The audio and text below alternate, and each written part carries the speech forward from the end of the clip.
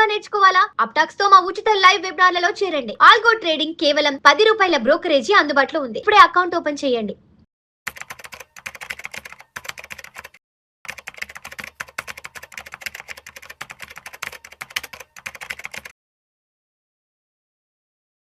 Suman TV ప్రేక్షకులకు స్వాగతం. నేను doctor Anil Kumar Bachchu, certified financial ప్లానర్ని, మ్యూచువల్ ఫండ్ డిస్ట్రిబ్యూటర్ని కూడా.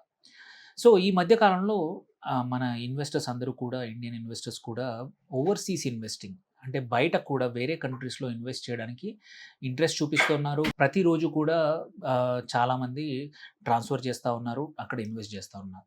ఇలాంటి ఓవర్సీస్ ఇన్వెస్టింగ్ చేసేప్పుడు తీసుకోవాల్సిన జాగ్రత్తలేంటి, చేయకూడని తప్పులేంటి, అండ్ మెథడ్స్ ఏవేవి ఉన్నాయనేది ఇప్పుడు ఈ వీడియోలో తెలుసుకుందాము. ఒకటి, ఫస్ట్ థింగ్ ఎందుకు చేస్తున్నారు, ఎందుకు ఇది తెలుసుకోవాల్సిన అవసరం ఉందో చెప్తాను.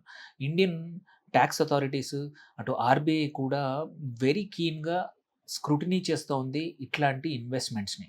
సెకండ్, కంప్లయన్స్ మిస్టేక్స్ ఏవైతే ఉన్నాయో, చిన్న మిస్టేక్స్ కూడా చాలా పెద్ద ఫైన్స్, మానిటరీ ఫైన్స్ కానీ, నోటీసెస్ కానీ, ఇన్వెస్టిగేషన్స్ కానీ, ఇవి పెనాల్టీస్ కానీ అట్రాక్ట్ అవుతాయి. సో అందుకోసమే ఈ జాగ్రత్తలు ఏంటో తెలుసుకుంటే మాత్రం చాలా ఇంపార్టెంట్.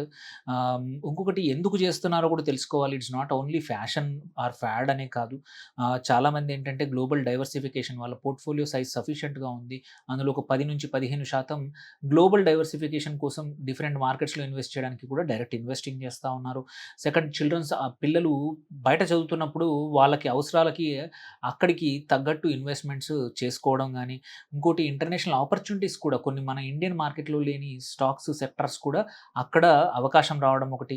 అండ్ వెల్త్ ప్రిజర్వేషన్ కోసం కూడా ఏంటంటే, ఎప్పుడైతే ఎక్స్టెండెడ్ పీరియడ్లో లైక్ ఈ టైము మార్కెట్స్లో ఇండియన్ మార్కెట్స్ పర్ఫామ్ చేయనప్పుడు కూడా అక్కడ వెల్త్ క్రియేట్ చేయడానికి కూడా అవకాశం ఉంటుంది. సో దీనికోసం ఇవన్నిటి వల్ల వాళ్ళు ఓవర్సీస్ ఇన్వెస్టింగ్ చేసుకుంటున్నారు.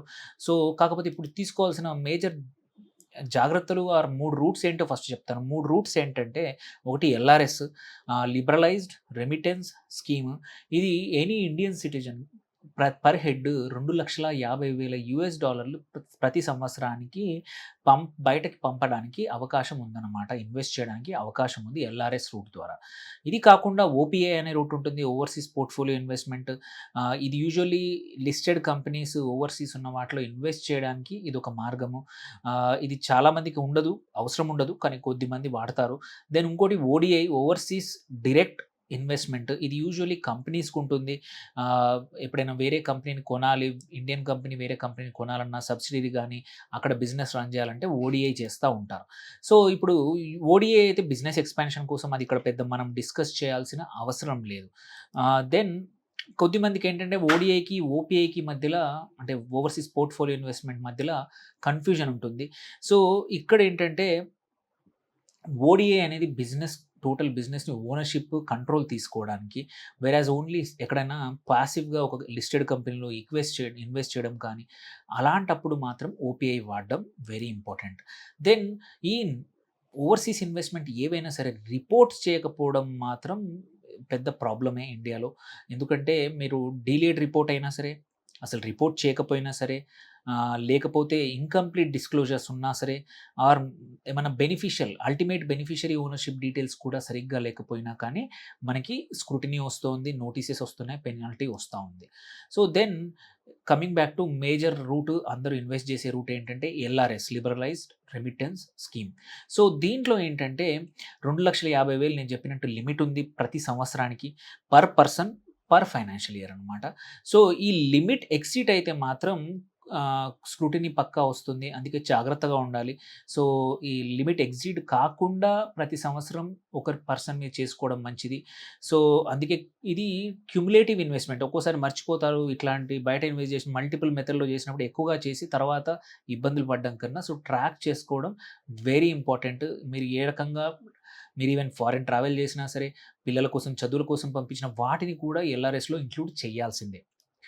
దెన్ ఏంటంటే స్ట్రక్చర్స్, మనం ఇంకోటి చాలామంది ఏంటంటే రౌండ్ ట్రిప్పింగ్ చేస్తూ ఉంటారు.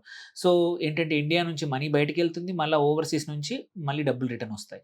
బట్ ఇలా వచ్చినప్పుడు ఏంటంటే ఒక్కోసారి ఎటువంటి ట్యాక్స్ కానీ ఎటువంటి కంప్లైంట్స్ లేకుండా చేస్తూ ఉన్నారు. కాంప్లెక్స్ స్ట్రక్చర్ క్రియేట్ చేస్తున్నారు. క్లియర్‌గా కమర్షియల్ పర్పస్ లేకుండా ఒకసారి డబ్బులు పంపుతావు, రిటర్న్ తీసుకొస్తావు. ఇది రౌండ్ ట్రిప్పింగ్ అని పెద్ద ఫైన్ రావచ్చు ఆర్‌బీఐ నుంచి, ఫెమా నుంచి. సో, అందుకే అట్లాగే ఇంకోటేంటి, ఓవర్‌సీస్ క్రెడిట్ కానీ లీవరేజ్ వాడతా ఉన్నారు.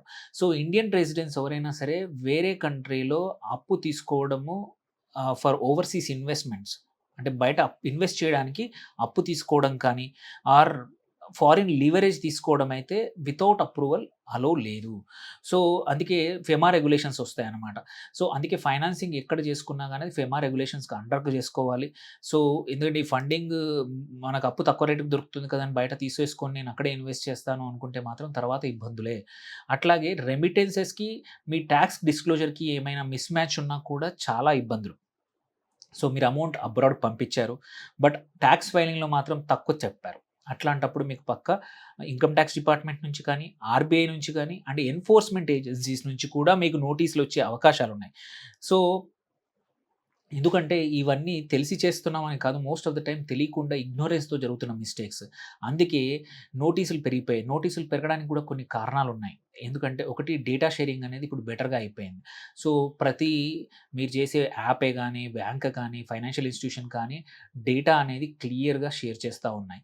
And at the same time reporting systems strong అయినాయి. సో, మనం ఆటోమేటిక్‌గా రిపోర్ట్ అవుతా ఉన్నాయి మనం చేసే ట్రాన్సాక్షన్. అట్లాగే క్రాస్ బార్డర్ ఇన్ఫర్మేషన్ ఎక్స్‌చేంజ్ కూడా ఈజీ అయిపోయింది.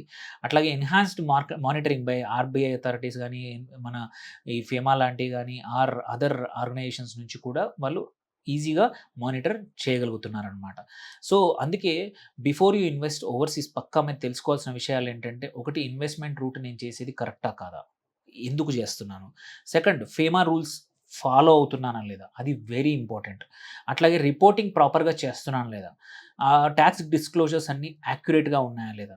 సో, డాక్యుమెంటేషన్ కరెక్ట్‌గా మెయింటైన్ చేశాం లేదా? ఇవన్నీ తెలుసుకోకుండా చేస్తే మాత్రం ఇబ్బందే. Global investing is very good, powerful.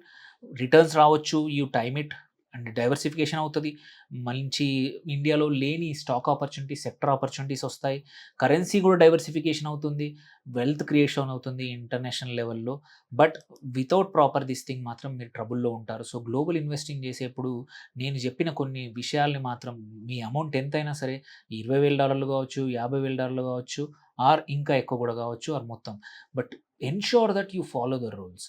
ఏదో పేరు లేని యాప్స్ ద్వారా గానీ, వెబ్‌సైట్స్ ద్వారా గానీ, ప్లాట్‌ఫార్మ్స్ ద్వారా గానీ ఇన్వెస్ట్ చేసి వచ్చే రిటర్న్స్ కన్నా కూడా నోటీసెస్‌తో ఇబ్బందులు, పెనాల్టీస్‌తో ఇబ్బందులు తెచ్చుకోవడం అనేది I don't think it makes sense.